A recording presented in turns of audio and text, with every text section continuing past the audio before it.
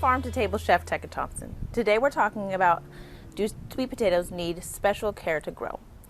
I'd say there's a special way to start a sweet potato, which differs from most other vegetables that you'd plant in your garden. So I'm going to teach you how to do that today.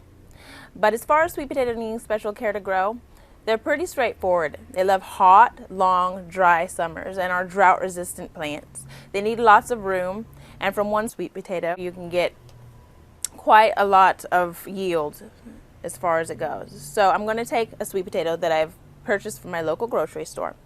I'm going to insert a toothpick horizontally in each end, and I'm going to place it in a clear vessel of water. You can use a mason jar if you like, or any clear thing, and this will help the roots grow. So I'm going to place this, after I've set it here, in a very sunny windowsill or sunny area and wait for the sprouts to start growing. And then I'm going to transplant it either into my garden or into a large vessel of potting soil. You can either do this inside or outside. And that is how you start a sweet potato. And those are questions on, do sweet potatoes need special care to grow? I'm Chef Tekka Thompson. Thank you for watching.